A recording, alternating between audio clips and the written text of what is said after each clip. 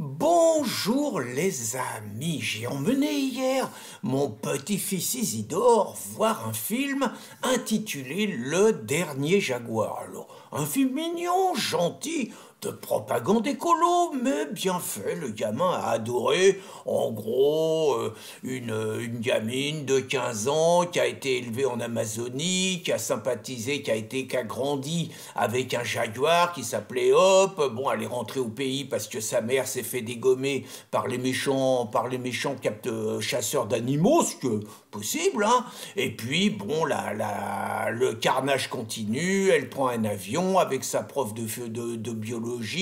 Bon, une belle histoire, les gentils indiens, les méchants blancs qui tuent, tu peux arriver, hein. Et puis, bah, la belle histoire d'une gamine avec un animal, quoi, un jaguar. Bon, franchement, mignon. Et je vous raconte ça parce que dans le film, il y a une chanson, El Pueblo. Unido, Rama sera vencido, El Pueblo. Et depuis, mon petit-fils n'arrête pas de me chanter ça, ce qui est entraînant, galvanisant.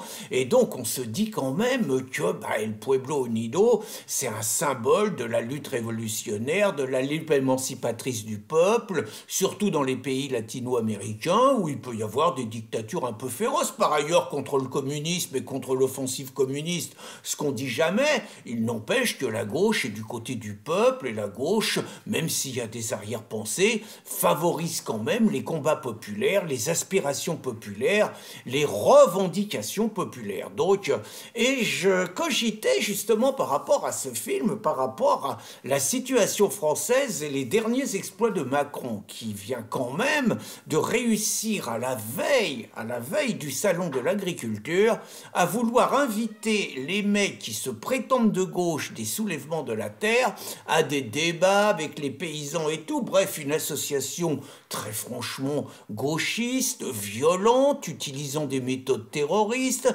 agressant les policiers, agressant des paysans parce que les paysans, paraît-il, ne feraient pas ce qu'il faut faire selon les bobos citadins des villes. Donc ces mecs-là étaient invités et je ne pouvais pas m'empêcher de cogiter sur ce phénomène. C'est-à-dire auparavant, effectivement, moi qui ai été gauchiste, on nous expliquait que le capital avait besoin des milices fascistes pour préserver son hégémonie et pour casser les révoltes populaires.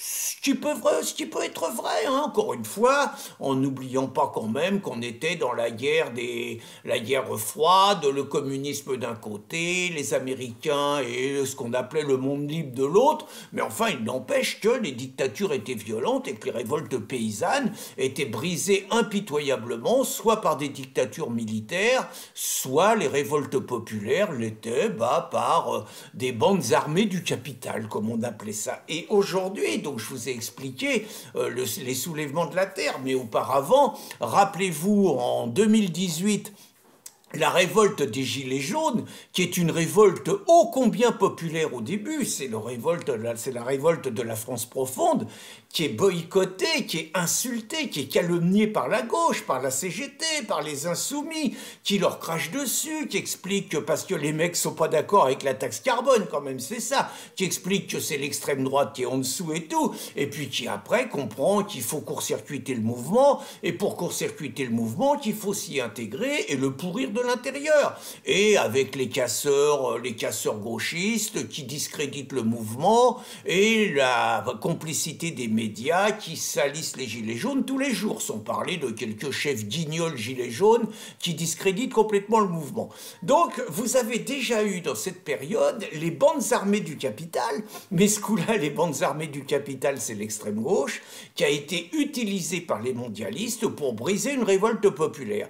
Et le moins qu'on puisse dire, c'est que sur cette histoire des agriculteurs, vous êtes exactement dans le même scénario, c'est-à-dire que vous avez des milices gauchistes utilisées naturellement par ceux qu'on va appeler le nouvel ordre mondial qui ne veut qu'une chose, c'est briser les petites exploitations paysannes pour imposer d'énormes, on va dire, d'énormes lobbies agricoles qui n'ont plus grand-chose à voir avec les normes environnementales. Et donc pour ça, il faut casser les petits. Et le moins qu'on puisse dire, c'est que là aussi, vous avez une utilisation par l'appareil d'État des milices gauchistes qu'on a vues à Sainte-Soline, et vous voyez la complicité des juges. C'est-à-dire que, alors que Darmanin, tout ça c'est un pas de deux, Darmanin fait semblant de jouer au méchant, c'est comme le policier gentil et le policier méchant, vous voyez. Darmanin fait semblant de jouer au méchant en demandant la dissolution, et le Conseil d'État, qui accepte toutes les dissolutions des groupes patriotes, réussit à trouver que les soulèvements de la terre, en gros, ils ont des raisons d'exister. Et il annule la dissolution, ce qui est monstrueux, sans que ça suscite la moindre protestation.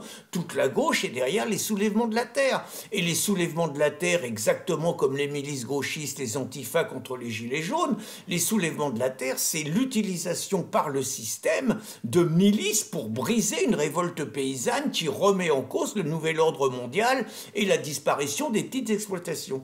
Donc je vous fais ce petit développement à travers ce film mignon vu avec mon petit-fils et à travers cette magnifique chanson reprise par les masses et tout, El Pueblo Unido Ramas Será Vencido, pour dire qu'aujourd'hui, les milices gauchistes sont utilisées contre le peuple, que ce soit sur les paysans, que ce soit pour nous imposer l'invasion migratoire et l'islam, où nous avons vu à chaque fois que nous avons voulu lutter dans les campagnes contre cette invasion migratoire subie et imposée au peuple, nous avons vu à chaque fois les milices fascistes, qui s'appellent gauchistes aujourd'hui, venir agresser les paysans, les manifestants, les opposants à l'invasion migratoire, à ceux qui, membres du peuple, veulent conserver leur façon de vivre, leur mode de vie. Eh bien, à chaque fois, les armées du capital, les armées fascistes qui s'appellent aujourd'hui gauchistes, viennent les briser, comme quoi il y a un retournement complet de situation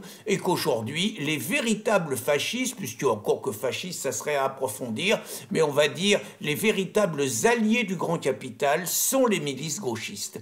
Voilà ce que je voulais vous démontrer. J'espérais l'avoir fait avec le plus de pédagogie et je vous souhaite une bonne journée, les amis.